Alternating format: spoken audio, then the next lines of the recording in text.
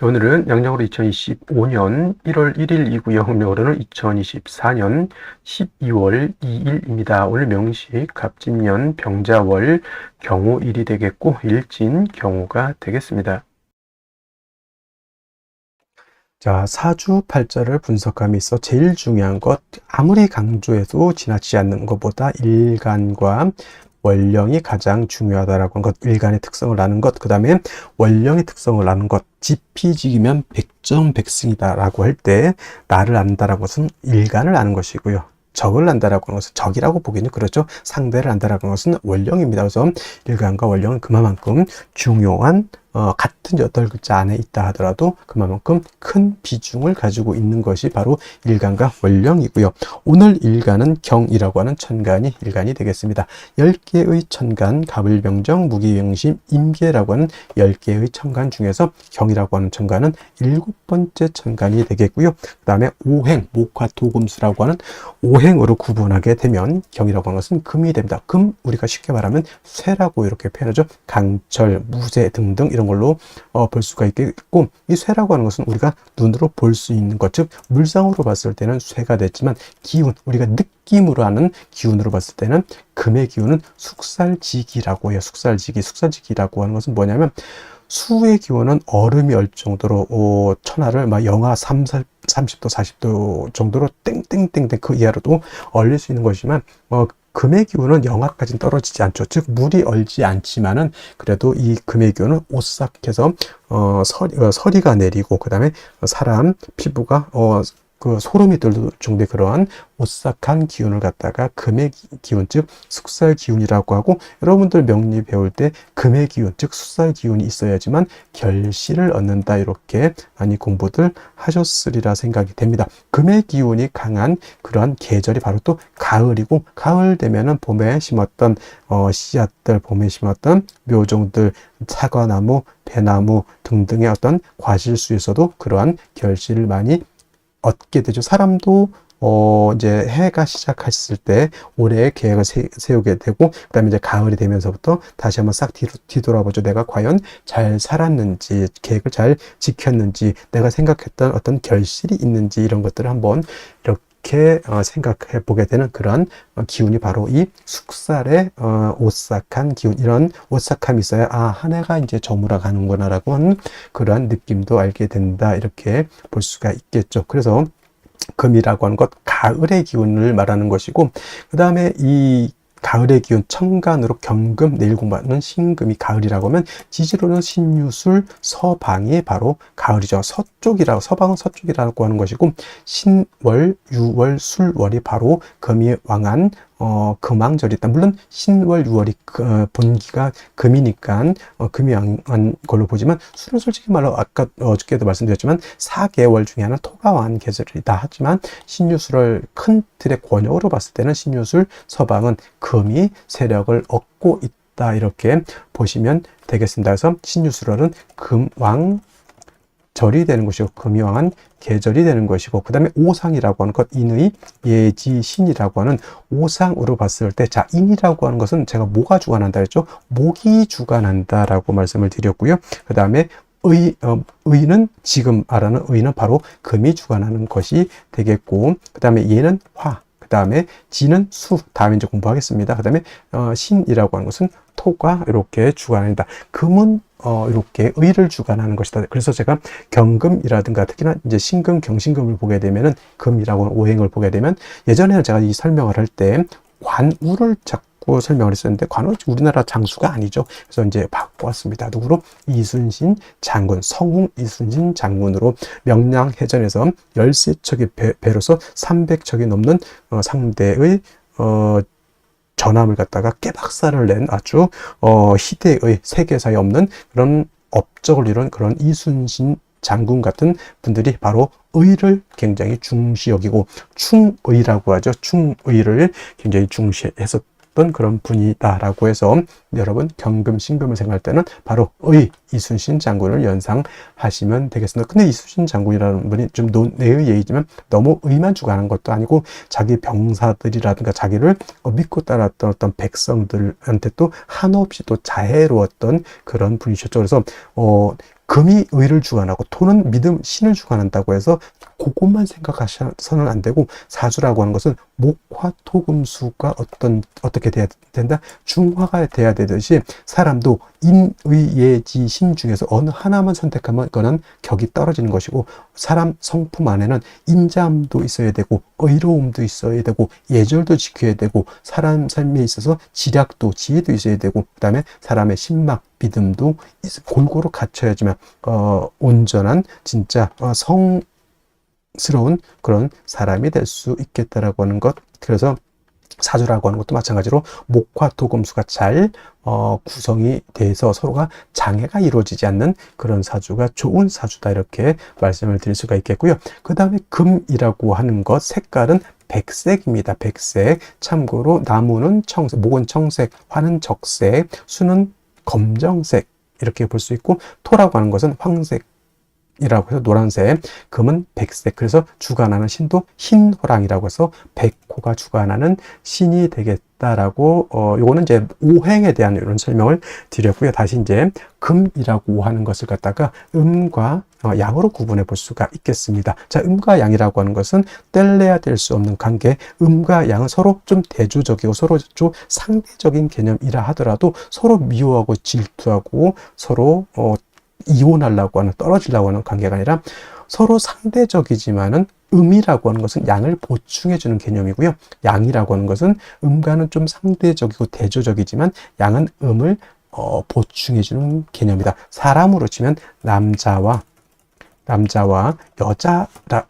여자의 개념으로 보고, 또 다른 걸로 보면 낮과 밤도 해당이 되죠. 낮이 있어야지 밤이 좋은 것이고 밤이 있어야지만 낮이 좋은 것이죠. 항상 낮이어야 된다라고 하면 모든 만물이 쉬지를 못합니다. 그리고 항상 밤이면 세상이 음침해지겠죠. 우리 저 남극 같은 데인가요? 북극 같은 데 백야 현상이 나타나죠. 일정 기간만 석 달 정도 이상이 백야, 그냥 밤인데도 하얘요. 태양 계속 떠 있으니까 사람이 돌아버립니다. 어느 정도 태양이 지고, 우리가 그렇게 살아왔으니까 태양이 뜨고 태양이 지구를 보고 하루가 가는구나 이렇게 보는데, 계속 밤이면 시간이 가는지 시간이 가지 않는지 알 수가 없죠. 시계가 있어야지만 알 수가 있겠다 해서 음양이라고 하는 것은 서로 대조적이지만 음은 양을 보완해주고 양은 음을 보완해주는 그러한 개념의 것이다라고 이해해 두시면 좋겠고요. 그 다음에 경금이라고 하는 음령으로 구분하게 된 경금은 양금이 되죠. 양의 기운을 가지고 있는 양금이 되는 것이고, 음금이라고 하는 것이 양금이 있으니까 당연히 음금이겠죠. 내일 공부하게 되는 신금이라고 하는 것이 음의 기운을 가지고 있는 음금이다. 그래서 양금인 경금과 음금인 신금 같은 금이지만 음양의 차이가 있다. 자, 양금인 경금은 어떤 금이, 양이라고 하는 것은 좀 강하고 거칠고 투박하고 무겁고 단단한 그런 성향의 금이다라고 봤을 때, 음금은 부드럽고 온기가 있고 잘 휘어지고 광채가 나는 그러한 금으로 볼 수도 있겠죠. 그래서 경금인 양금은 완철금이라고 봅니다. 완철금, 그야말로 우리가 말하는 금하면 생각하는 그 무쇠 같은 개념, 강철 같은 개념으로 이렇게 경금을 생각하시면 좋겠고요.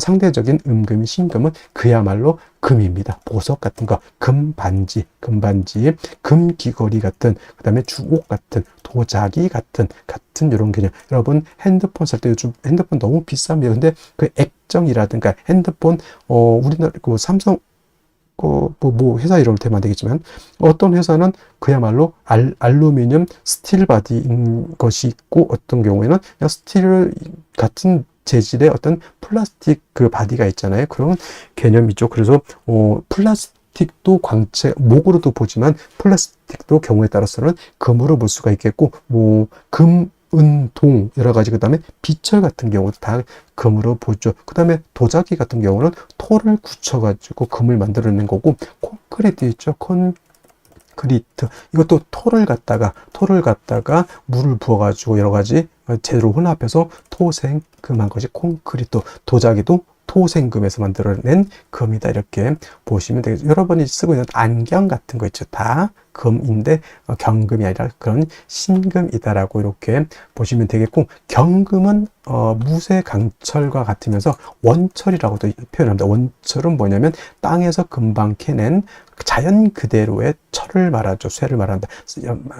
말로 치면 야생마 같은 개념으로서 이 경금이 용도, 쓰임이 있기 위해서는 반드시 단련해서 기물을 만들어야지 된다. 즉 원재료인 철을 갖다가 녹이든지 아니면 뜨거운 열기를 가해서 빨갛게 달궈서 풀무질을 하고 해서 뭐 칼을 만든다거나 호미를 만든다거나, 이 우리나라 호미가 또 외국에서 엄청나게 인기, 저 아마존 같은 데서 없어서 못 판다고 하는, 이거 굉장히 외국 같은 데서 정원 같은 거 가꿀 때 텃밭 같은 거 가꿀 때는 큰 삽 같은 걸로 하기는 그렇죠. 근데 호미 같은 경우는 우리나라에서 만들었지만, 우리나라는 뭐 호미 요즘 잘 안 쓰죠. 외국에서는 요 호미 같은 거 굉장히 잘 쓴다고 하면, 이게 바로 경금을 가지고 물건을 만들어야지, 그냥 쇳덩이만 가지고 있으면 용도 없죠. 그걸 갖다가 칼, 호미, 여러 가지 기물을 만들어야 되는 것이고, 반대로 내일 공부하게 된 신금 같은 경우는 이미 기물이 만들어져 있는 상태. 그래서 땅 속에서 예를 들어서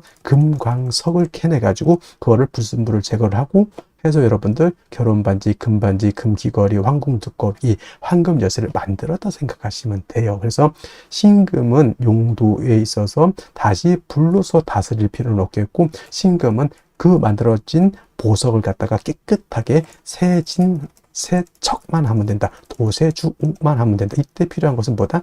임수를 위주로 신금은 용신을 쓰는 것이고, 경금은 철을 갖다가 단련해서 물건, 기물을 만들기 위해서는 임수가 아니라 정화로서 단련해야 된다. 솔직히 병화는 안 됩니까? 병화는 경금을 단련할 수 없겠고요.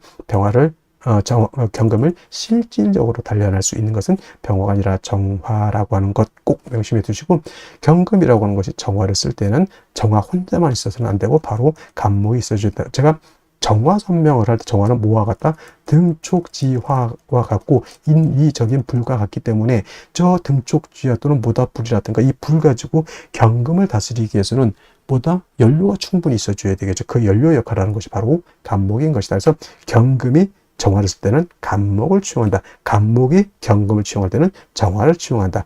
정화가 있어줘야 된다. 그 다음에 정화가 간목을 쓸 때 너무 인성이 많게 되면 경금으로서 격가 인정해줘야 된다라고 하는, 경금, 정화, 간목의 트리오적 서로 도와주는 그런 공존 효과 같은 것들도 한번 생각해 보실 필요가 있겠습니다. 그래서 정리를 하면, 경금이라고 하는 일가는 정화, 간목을 위주로 용신을 쓰되, 나머지 글자들은 필요에 의해서 필요하면 쓰고 필요하지 않으면 안 쓴다. 예를 들면 경금이 수가 너무 많으면 무토로서 수를 제할 필요가 있겠고, 경금이라고 하는 것이 화가 너무 왕할 수도 있죠. 이때는 임수로서 화를 억제시켜 줄 수도 있다. 그런 상황에 따라서 예외적으로 쓰는 것이고, 기본적으로 경금이라고 하는 일간의 특성을 봤을 때는 정화, 간목을 떠나서는 취용할 용신이 없다. 나머지는 그때그때 상황에 따라서, 원령의 특성에 따라서 쓸 수는 있겠다 정도 이해해 두시면 되겠습니다.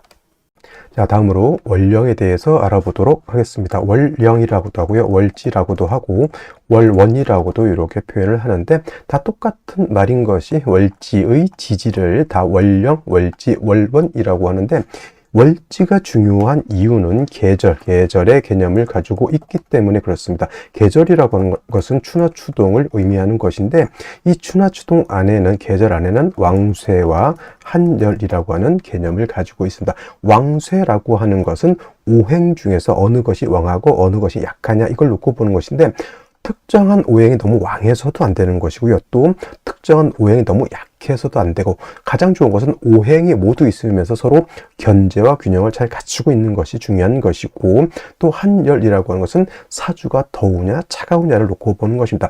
사주가 너무 뜨거워서 사하라 사막처럼 되면 그 또한 좋은 사주가 되지 못하고요. 또 반대로 남극 대륙이라든가 북극 대륙, 북극해처럼 너무 추워서 처나가다 얼어도 좋은 사주가 되지 않는다는 얘기죠. 그래서 가끔 물어보는데 좋은 사주는 어떤 사주입니까? 라고 봤을 때 중화를 이룬 사주를 좋은 사주라고 하는데, 이때 중화라고 하는 것은 왕세와 한열이 중화를 이룬 것을 말한다, 이렇게 볼 수가 있습니다. 자, 지금은 월령 자월이 되겠습니다. 자, 절기로는 대설과 동지로 이렇게 구분이 되어 있고요. 자, 대설이 되면서부터 해월에서 자월로, 해월에서 자월로 이렇게 전환이 된다라고 하는 것이 중요하고, 자, 크게 놓고 봤을 때 해자 축월이 있습니다. 어저께까지만 해도 저번까지만 해도 이제 해월에 대해서 이렇게 공부를 했고요. 이 대설이 되면서부터는 이제 자월로 이렇게 넘어오게 되죠. 자, 해자 축월은 모두 계절이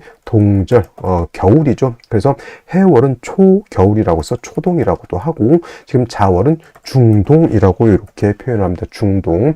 그래서 버금중자를 써서 음기가 가장 왕성한 시절이 바로 이 자월이 되겠고요.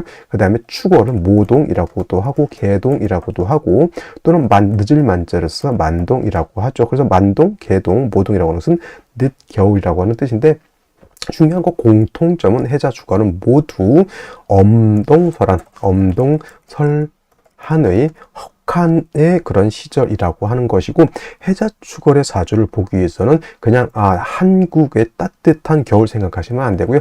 남극 대륙처럼 혹한의 영하 40도, 영하 50도 더 떨어지게 되면 사람이 사람이 사는 최고 저점의 온도가 영하 72도에서도 사람이 사는 걸로 이렇게 유튜브에서 제가 봤습니다. 그만큼 해월, 자월, 축월이라고 하는 계절은 혹한의 한기가 가지고 있는 그런 시절이기 때문에 반드시 윤하격이라고 하는 별격이 되지 않고서는, 윤하격이라고 하는 것은 자월, 해월의 사주 전체가 수로 이루어지게 되면 윤하격이라고 해서 별격이기 때문에, 이런 경우에는 조후의 개념이 필요 없지만은 그렇지 않고 넷격으로 봤을 때 어떤 일간이든, 갑을병정, 무기경신, 임계 어떤 일간이든 해월, 자월, 축월, 특히나 지금은 자월, 음기가 가장 왕할 이 시절에 조후가 되지 않는다, 화가 사주에 없다라고 하면 이거는 10중8구 중화를 크게 이루지 못한 그런 사주, 한열의 중화가 이루지 못한 사주가 되기 때문에 매우 빈한한 사주, 빈천한 사주가 될 수 있다. 그래서 해자 주간에 원국에서 화가 없을 때는 반드시 운이라도 목화운으로 행해서 따뜻한 온기를 맞아야지만 사람이 살 수 있다, 이렇게 볼 수가 있겠고요. 또 자월 같은 경우는 수라고 하는 것이 제왕지가 됩니다. 수가 굉장히 왕성한, 아마 12개월 중에서 가장 왕성한 시점이고, 동지라고 하는 시점이 되게 되면 음이 가장 왕성한 시절이면서 동지가 되면서부터 일양이 이때 시상한다, 이렇게 볼 수 있어요. 그래서 동지세수설이라는 말이 있고요. 그 다음에 우리가 흔히 쓰는 입춘세수설이라고 하는 말이 있는데, 한 해의 시작, 예를 들어서 지금이 개묘년이고 내년이 갑진년인데, 개묘년에서 갑진년으로 바뀌는 그 시점을 동지를 해야 된다라고 하는 그런 설이 있고요. 또는 입춘으로 해야 된다라고 하는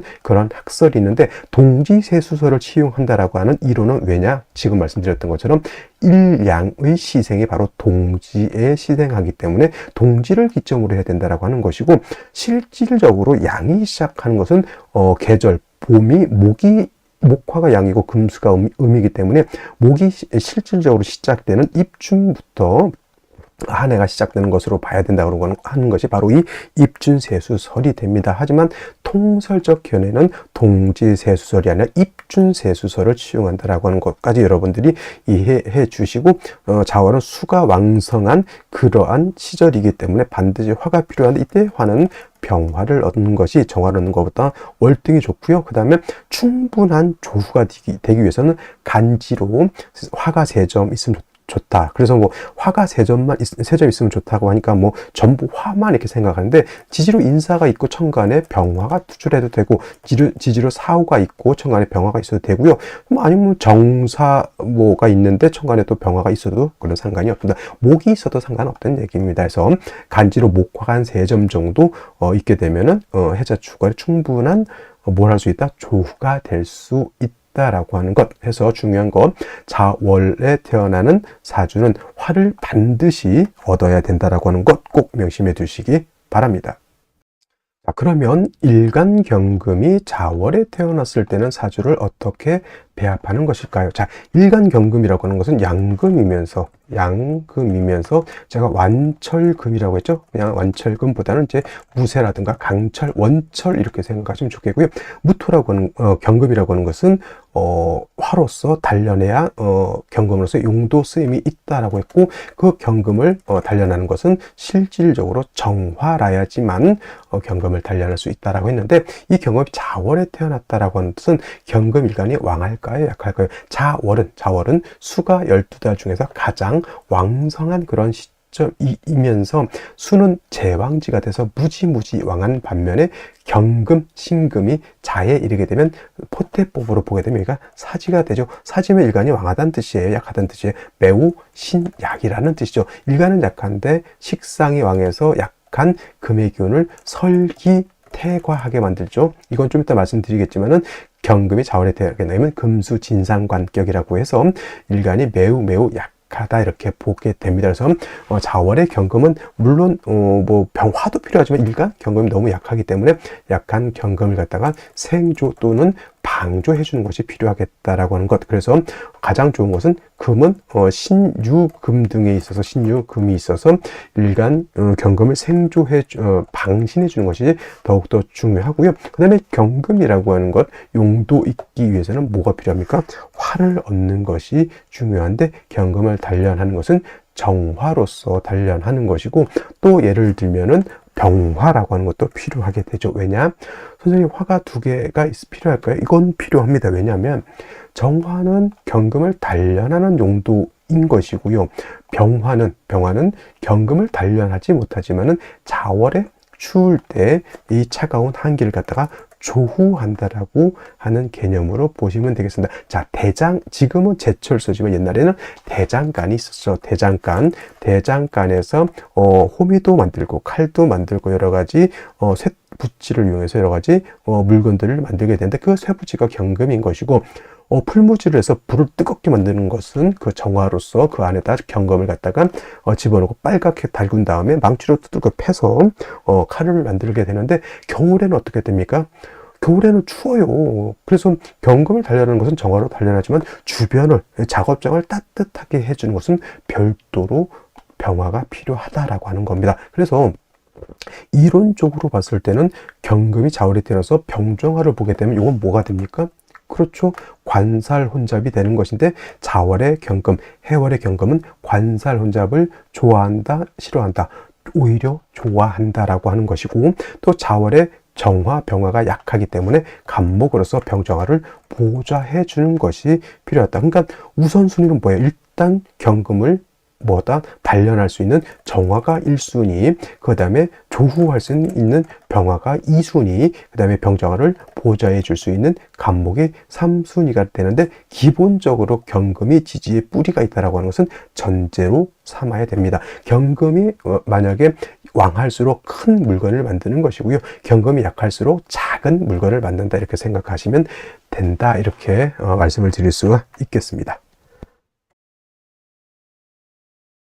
자, 다시 오늘의 명식을 살펴보도록 하겠습니다. 자, 일간, 경금 일간이 되겠고요.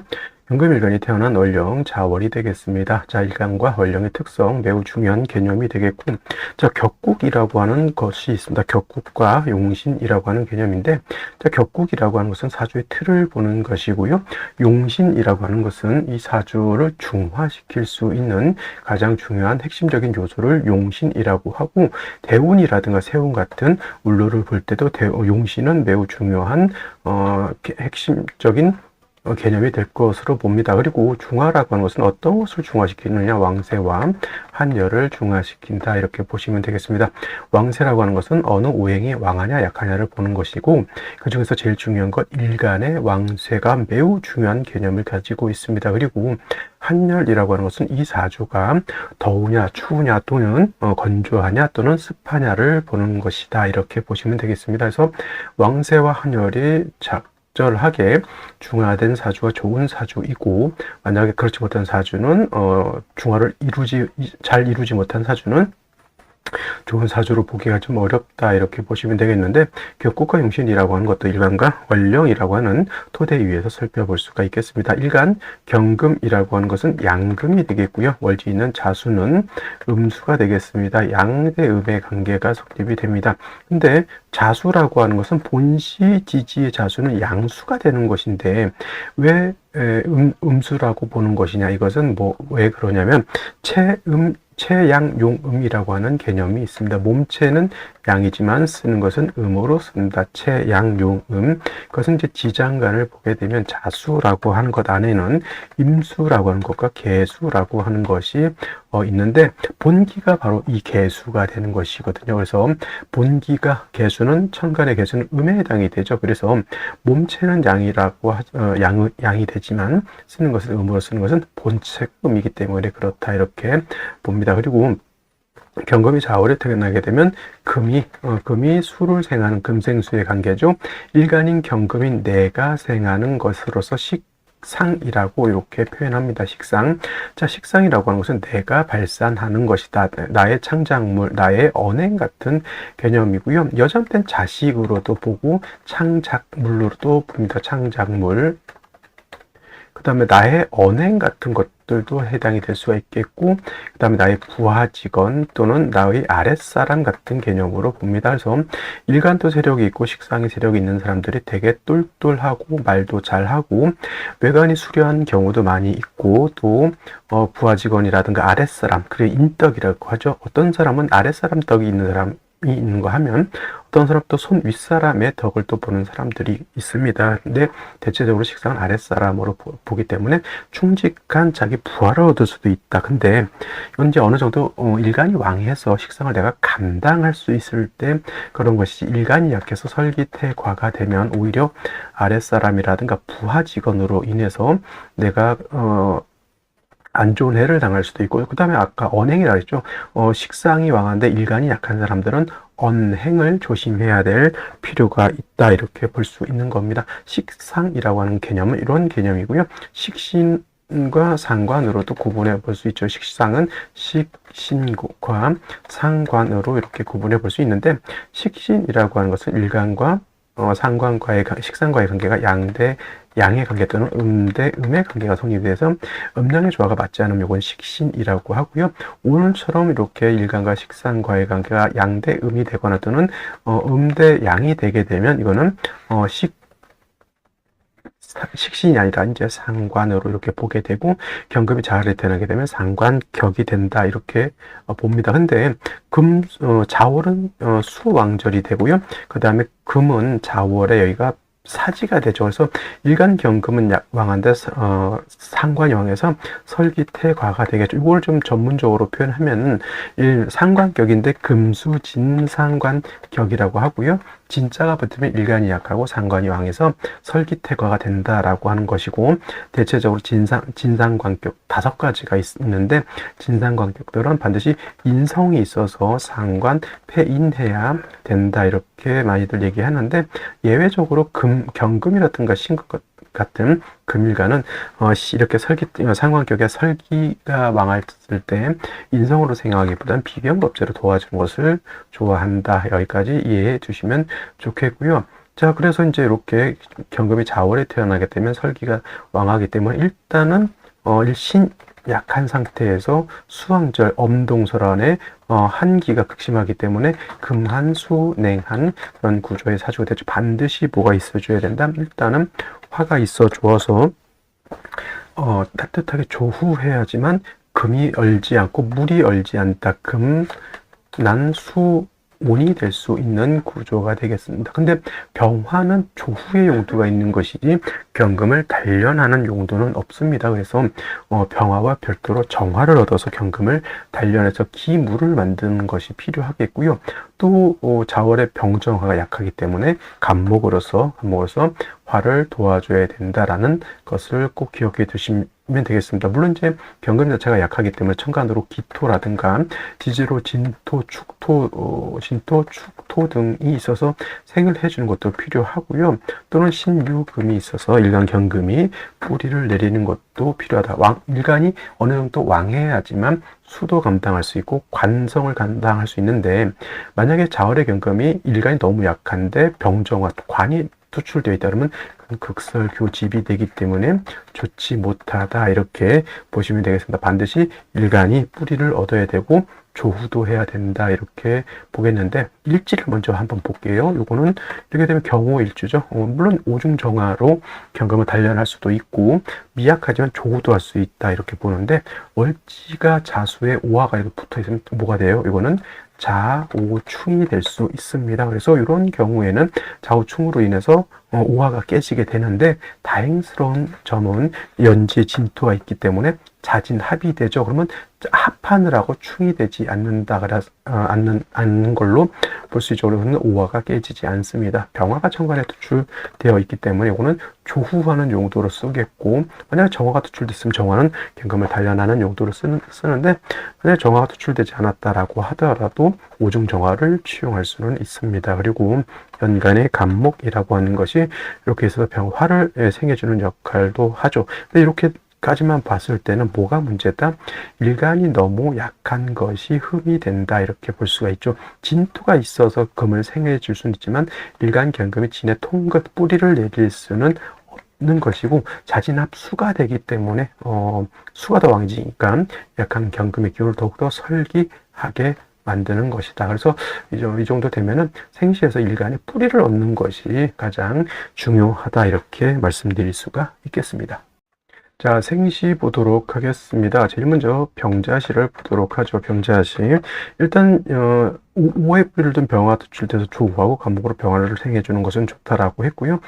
자진합수해서 일간 경금이 조금 약하고 설기가 과다하다, 이렇게 말씀을 드렸는데, 병자시가 되게 되면 병화 두 개가 있어 조후한다 라고도 볼 수 있지만, 이거는 뭐가 문제가 되냐면, 요 자수는 진하고 합하느라고 오화랑 충이 되지 않지만, 시인은 자수는 오화가 충이 됩니다. 그래서 오화가 깨지게 되면은 두 병화의 뿌리가 날아가 버리죠. 그러면 한기가 발생할 수 있죠. 축조 일간 자체도 또 약하기 때문에 문제가 되는 것으로 보이고요. 그 다음에 정축시 같은 경우에는 이거는 축토의 일간 경금이 뭘 할 수 있습니까? 역시 통근할 수 있습니다. 진토는 통근이 되지 않아요. 근데 축토는 축중 신금이 있기 때문에 통근이 가능하고, 오의 뿌리를 둔 정화, 오의 뿌리를 둔 병화가 투출되어 있기 때문에 정화로는 경금을 단련하고 병화로는 조후하는 용도로 쓸 수 있다. 간목의 병화를 생겨주는 구조도 좋다. 이거는 틀은 나름대로 틀은 딱 갖춘 틀로 보는데, 이게 축이 아니고 뭐 신유금이었으면 좀 더 좋았을 것이나, 뭐 신유금이면 천간에 정화가 올라오지 않겠죠. 그래서 이거는 좀 아쉽긴 하더라도 틀은 갖춘 틀이기 때문에 좋게 보지만, 일간이 좀 약한 것이 흠이나 이거는 금운 때 발전할 수 있지 않을까라는 생각을 한번 해보게 되고요. 그 다음에 무인시 같은 경우에는 이거는 이제 인후 화국하죠. 병화가 세력 크게 었습니다. 무토가 투출되는 것은 경금 입장에서는 이제 편인이지만은, 무토는 저건 건토가 되고 화가 요거 오화 있고 인후 회국하기 때문에 무토가 약하지 않다는 얘기죠. 그러면 이거는 오히려 경금을 매금할 우려가 있기 때문에 무토가 병이 된다, 이렇게 보시면 좋겠고, 김효시 같은 경우에는 경금이 지지에 뿌리는 없지만 오중 기토가 천간에 투출돼서 경금을 생해주고는 있습니다. 근데 썩 그렇게 좋아 보이진 않죠. 왜냐, 일간 자체가 뿌리가 약하기 때문에 그렇게 보이는 것이고요. 그 다음에 신사시 같은 경우에는 여러분들 화가 너무 많은 것 아닌가 라고 생각하실 수 있죠. 당연히 병화 투출돼서 사화가 있으면 당연히 화가 세력을 얻는데, 여러분들이 이 사화를 봤을 때는 항상 불이다 이렇게만 생각하지 마시고 사중 경금이 암장되어 있다라고 하는 것을 꼭 기억해 두세요. 그러면 경금이 요 사에 통근할 수 있다, 이렇게 볼 수가 있죠. 그래서 이런 경우 경금의 뿌리를 얻는 것은 나쁘지 않습니다. 근데 이제 운이 목화운으로 갈 것이냐 금수운으로 갈 것이냐를 봤을 때, 요거는 저는 금수운으로 가는 것이 좋지 않을까라는 생각을 한번 해보게 되고요. 임오시 같은 경우도 임수가 천간에 투출되는 되어 있죠, 일곱. 이 오화가 천간에 정화는 없다 하더라도 오화가 있기 때문에 뭐 오중 정화를 쓸 수 있습니다. 근데 이제 문제가 뭐냐, 일간이 뿌리가 없는 것도 문제가 되지만 자진 합해서 임수가 투출을 하게 되면 이 임수는 화를 극하게 되어 있습니다. 물론 병화가 통관작용을 한다 하더라도 먼저 얻어 터지고 난 뒤에 간목이 통관시켜주기 때문에 일단은 화가 임수가 투출하는 바람에 이거는 화가 3개가 있다, 오화 2개의 뿌리를 든 병화 투출됐다 하더라도 요거는 수국화가 돼가지고 거의 뭐 수화상전으로도 볼 수가 있는 그런 생시가 될 생시로 보이고요. 갑신시는 저는 좋은 점은 뭐냐면 신금의 경금이 뿌리를 두고 간목 2개가 병화를 생해주는 것 나쁘지 않습니다. 그 다음에 요거 오화가 있죠. 오중 정화로 경금을 단련할 수 있다. 이거는 조우도 조우지만 일단 일간의 경금에 뿌리를 둘 수 있다라고 하는 점, 정화가 투출돼 있었으면 얼마나 더 좋았을까라는 생각을 해보게 되는데, 모든 것을 다 갖춰서 태어나기가 이렇게 쉽지만은 않다. 그래서 오늘 같은 경우에는, 저 같은 경우에는 이 정축시라든가 또는 갑신시 정도가 그래도 오늘 태어난다고 하면 가장 합리적인 생시가 아닐까라는 생각을 해보게 되죠. 자, 근데 오늘 1월 1일이기 때문에 오늘 뭐 자연분만이 아니고서야 이렇게 이날 태어나는 아이는 거의 없으리라 생각이 됩니다. 그래서 일단은 오늘을 1월 1일 신정 설날 강의는 여기서 마치도록 하고요. 또 내일 또 찾아뵙도록 하겠습니다. 감사합니다.